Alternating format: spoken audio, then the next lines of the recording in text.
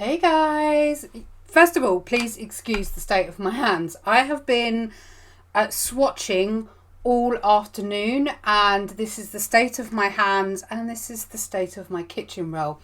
Today is going to be a real-time Fur Friday. So yeah, they are still going. I know it's been a while since we did one last time, but I thought it's been a while, so let's do another one, and yeah, let's just crack on. So the image I'm doing today is of a puppy, and this belongs to Colleen Taylor, and she's very kindly lent us a picture of her fur baby, and we're going to be doing a section on the top of the head as the white fur leads into the black fur.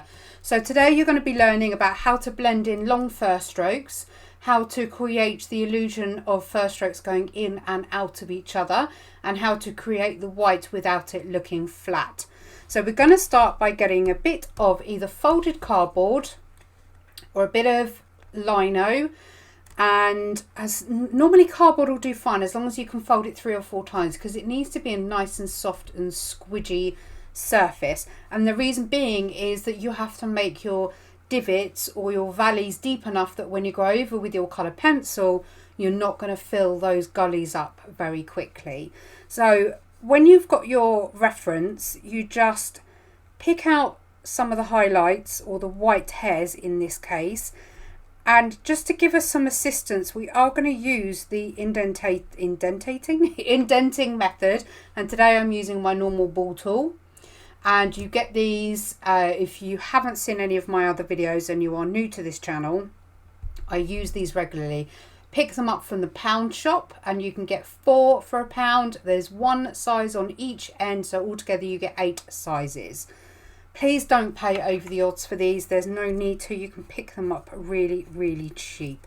eBay, Amazon, anywhere like that. But, you know, try not to spend too much. So I'm just pushing with a bit of force, but without damaging my paper, to just create some indents, which will then make it a little bit easier coming back to do some highlights from the white fur splaying into the black fur. And if needed, I will also bring my slice tool, which I'll show you later if we need it going forward. So take that back down. I'm only taping it to make the squares nice and neat, because we are working at a micro scale. To give you an example, we're working at 6.5 centimeters. So what's that? That's a 2.5 inch.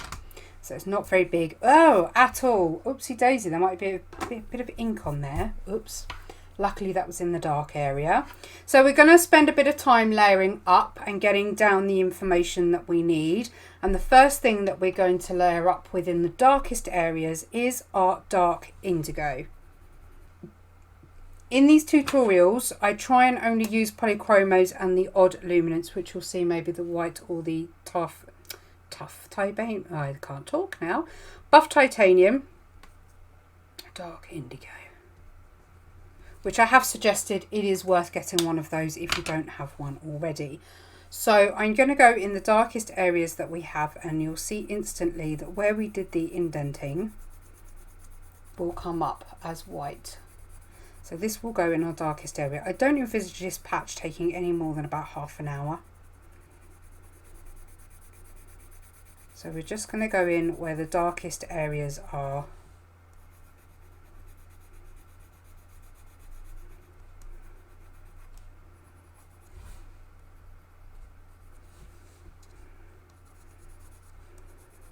Just to make it quicker, I have tilted my pencil. I'm not going into a direct angle like this. I'm actually tilting my pencil, which means I can get a much larger area done in a much shorter space of time.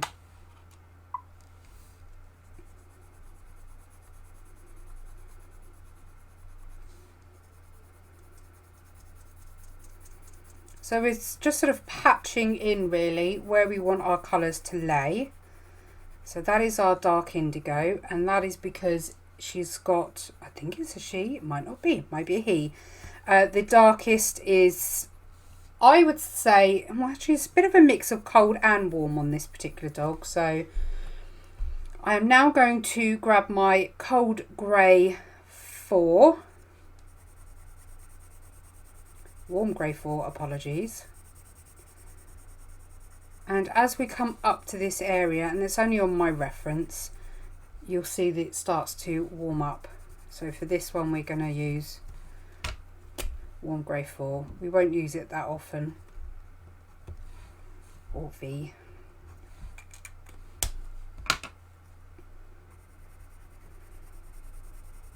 In fact, I might, for today's purposes, ignore that top corner completely, which means we're going to eliminate those 2 pencils.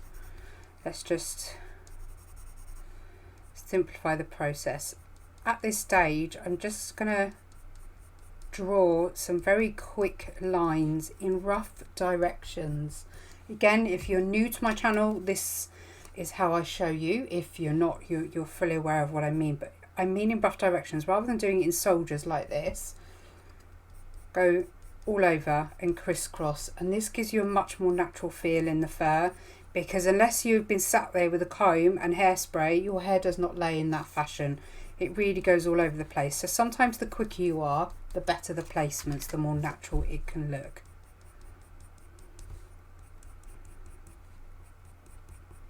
So look at your reference in particular and just get some dark patches where you need them.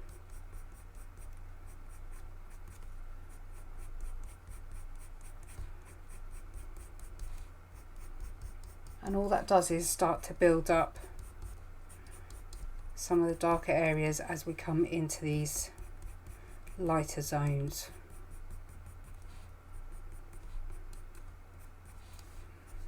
I'm then going to do a layer, I think, over my dark indigo.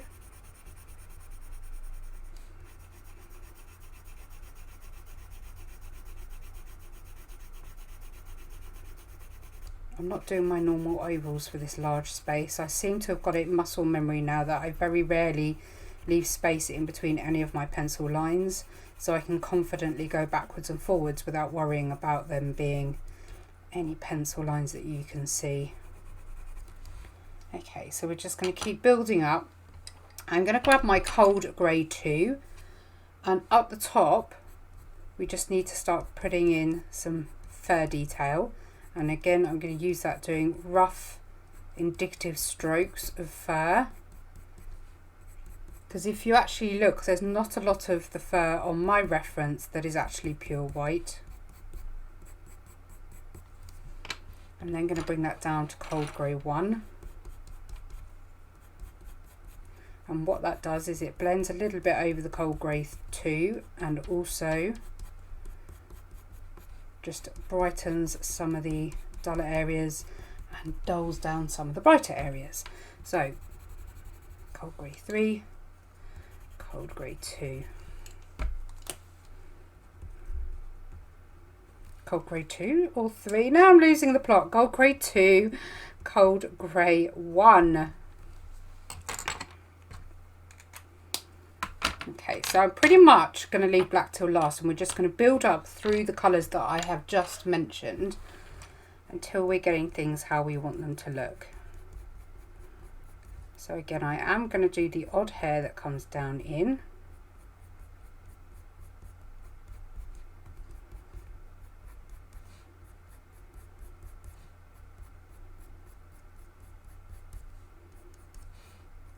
We can pretty much make this little section here solid. I've mentioned it before in previous videos. Don't ever be scared about having solid colours anywhere. Having solid colours helps towards realism, because there are certain times in deep shadow or bright light that you won't be able to see detail.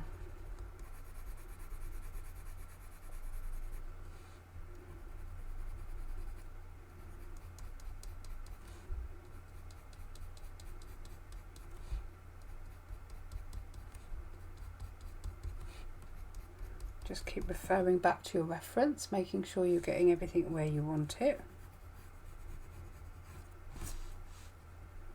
Pop a bit of blue tack under that corner, stop it to keep popping up.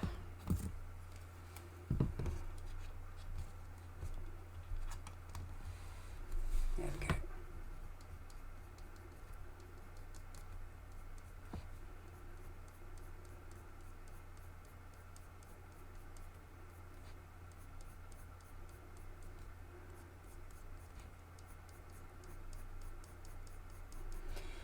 Doing a few of these strokes on these particular layers, so layers sort of 3 and 4, it just helps give you an underbase. So you get the richness of the base layers, so the solid layers underneath are sort of, if you imagine if you were to look through the fur, this would be the very, very bottom, so the closest towards the skin itself. Then as you come up towards the top of the fur, you'll get to see more detail, but until you have all these layers, you won't be able to develop depth. Really, ideally, you need to be adding these layers, because that is one of the only ways that you can get fur to really look nice and fluffy.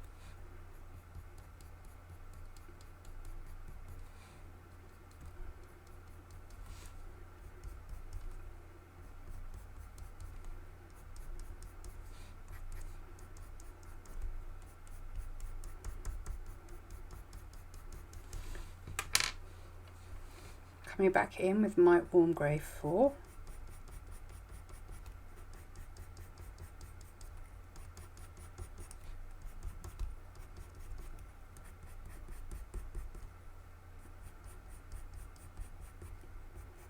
We're certainly not done with adding fur detail in the white section. We'll come back, as I say, with the knife, the eraser. There'll be sort of different techniques I'll be able to show you with how you can create some quite nice soft natural highlights. What we do need to do is just darken some of the white areas. So I'm bringing in the cold grey 2.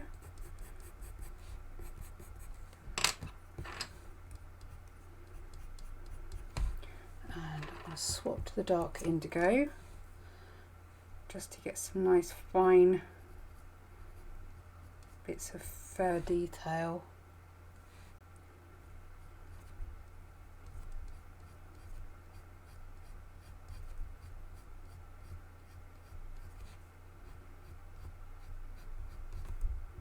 It's easier to work from the bottom of the fur, so if you imagine working from the hair root and then pushing up towards the tip, and then that way you release pressure as you work your way up, and then that gives you almost like a very natural fur stroke, because you're thicker closest to the root and then you get thinner closest to the tip.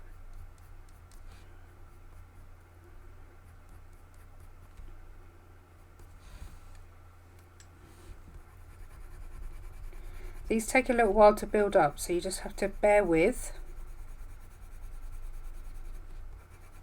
I'll time lapse the little section here of me just filling the solid colour.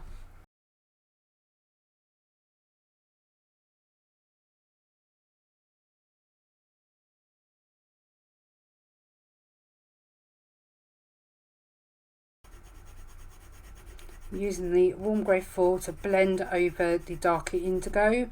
It warms it up slightly, but without losing too much of the colder hues.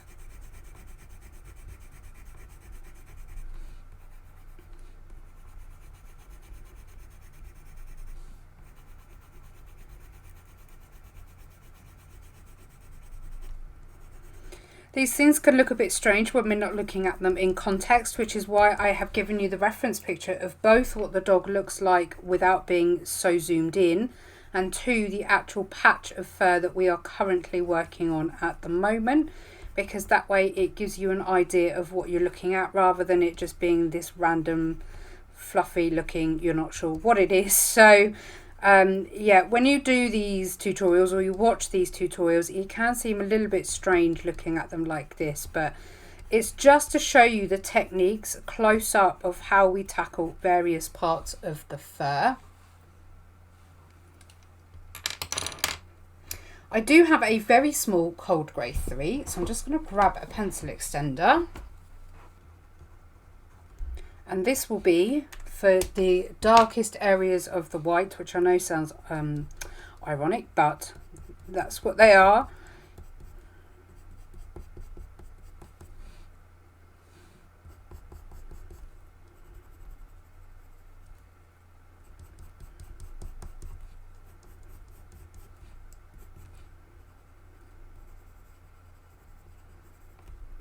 And then what we're going to do is we're going to grab our buff titanium. You can use your white if you want to. and I am going to, we've got like a patch, let me get rid of that, that shouldn't be there.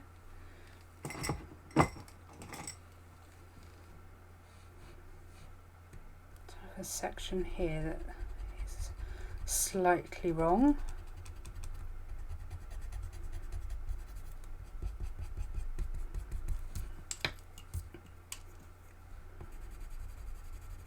That's better. And then I'm just using this to blend what we've done in this section already and fill in any of the paper that is remaining white. I tend not to keep any paper as paper. I prefer it to have pencil on it. And we're just going to blend over the areas that we have been. Doesn't matter if you go into the dark areas because we can easily come back over with our darker pencils.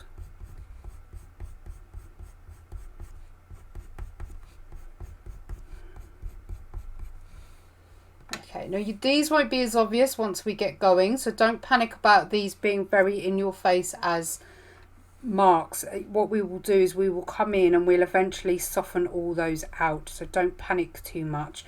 What we will come and do is essentially fill in the bottom part of the valley just to get it blend in a little bit more so it doesn't look quite so stark and cut off at the end, because we want it to look like it's merging into the actual fur itself. So we'll do it now. I've started, so I'll finish. So I can come back in now with the black, and this is where I'm going to start adding fur detail with a bit more precision. So I'm still going in different directions, but I'm just slowing down the method in which I do it.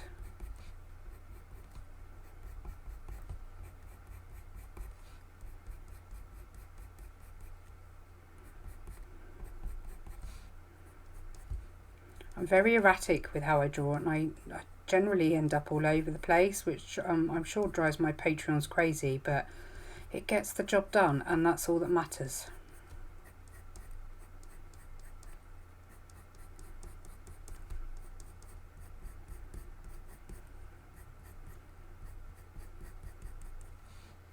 Can you see how they're looking much more natural now? And when we come in with our eraser a bit later, when we come to start softening these edges, again, it would all become much more natural looking.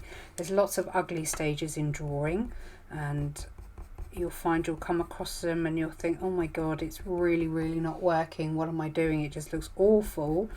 But you just keep going, and then all of a sudden it just starts to come together.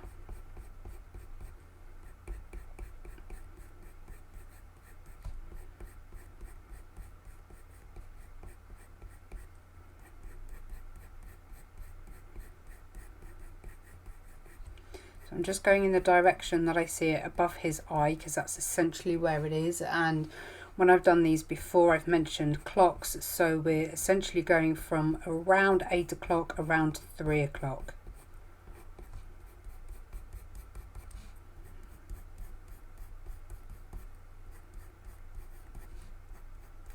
And as we come up, we start to change the direction from around 9 o'clock up towards 1 o'clock to 12 o'clock, really depending on your reference, of course, but it's just to give you an idea of the direction I'm moving in relation.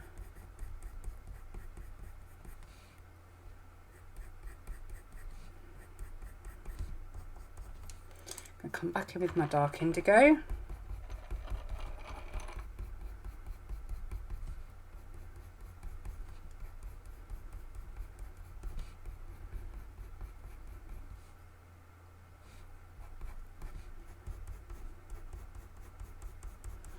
Again, that just helps soften the black, blend them in a touch.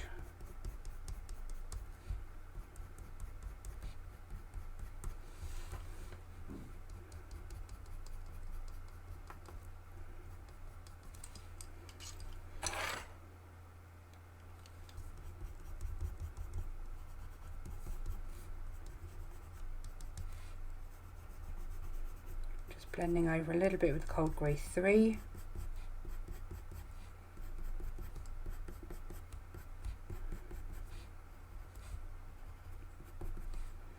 If you want to do any real-time tutorials with me, please hop over to my Patreon page. You can actually learn full-blown tutorials from as little as $6 a month. And I currently have quite a few available for you to have a look through and get your teeth into. And you can, hop along, come and join the Facebook group if you join the Patreon. And we do one new tutorial every month. At the moment, we're doing lots of studies, and then we will lead on to do one large portrait, either animal or person, by the end of the year.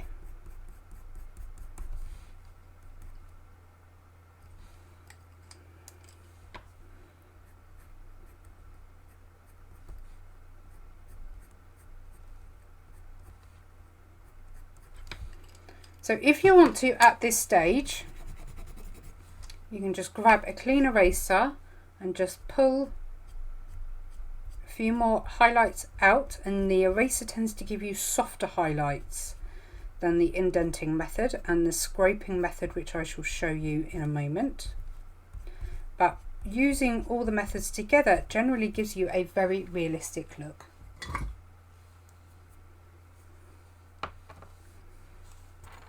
I know I can go much darker in this section here, so let's just bring that in.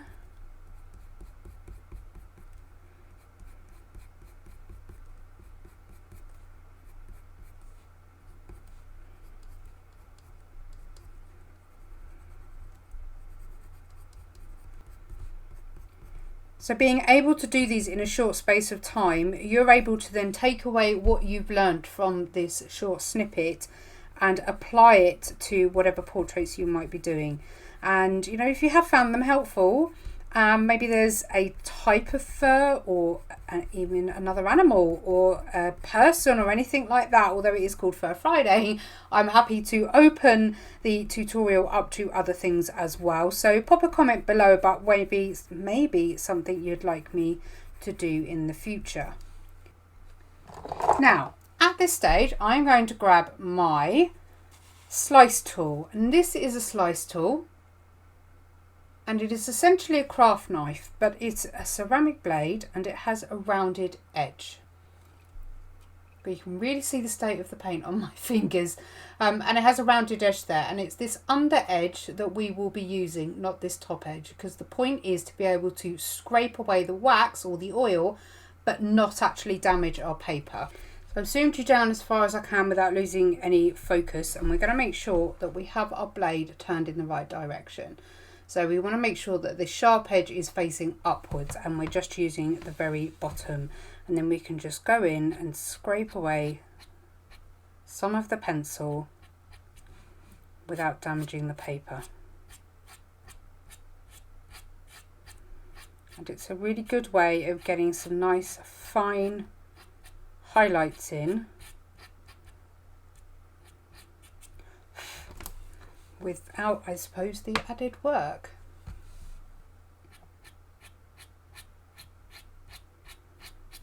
So just go until you're happy.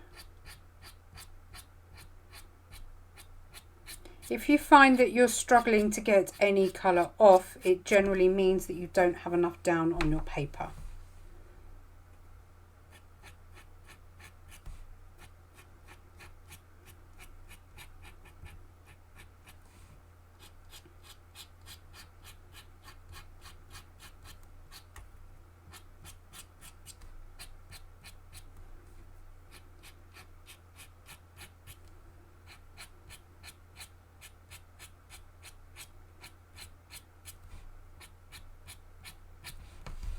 So you just keep going until you're happy. Again, you can mix between your methods of highlighting because it all softens and leads to the final effect. Because you are zoomed in nice and close and we are doing only a small patch, you're seeing a lot more pencil strokes than you probably would ordinarily. So I'm just going to do the last of the finishing touches.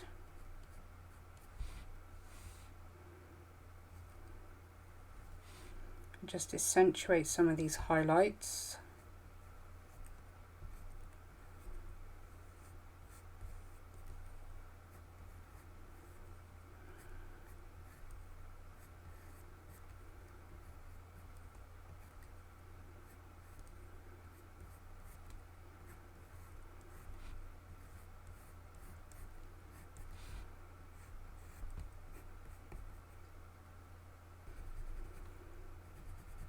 I'm going to blend and lighten just this space in here on my reference.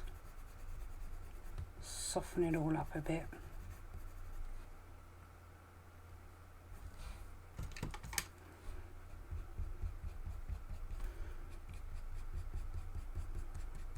So hopefully you can see from using all these different techniques how natural we can get the blend from the light into the dark looking, and actually how even with white fur, I say white within inverted commas, that you don't have to be using a white pencil for it to show as white. I've talked about negative space a lot in previous tutorials, where we leave negative space instead of actually drawing within that area to give us natural highlights as well.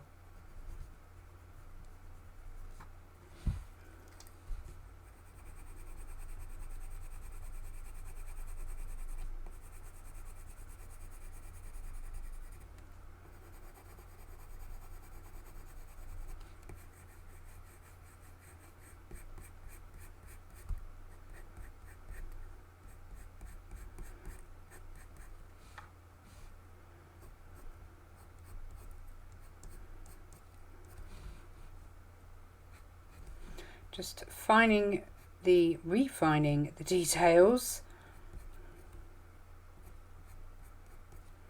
So by the time I zoom out in a second or two,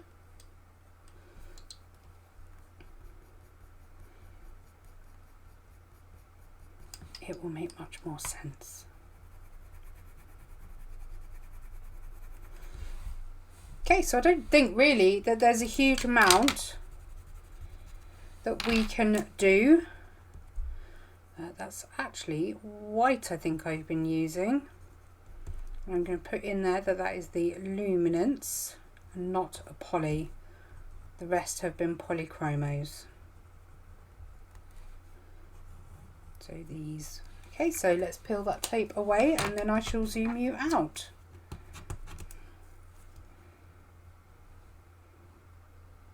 So you can see now we're much more zoomed out in the distance, actually how much more like a natural fur texture it has.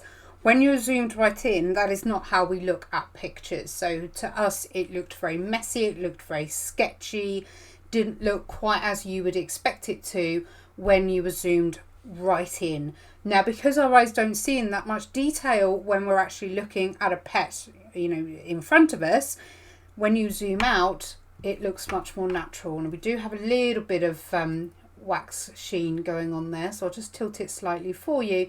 But again, you can see that that just feels really soft, subtle and natural. So hopefully you have found that helpful. If you have, please pop a thumbs up. It really does help the channel. And if you know of any other artists that will find these types of tutorials useful, don't forget to share this video out. Hit the subscribe button. I go live every Wednesday with various art things, not just tutorials.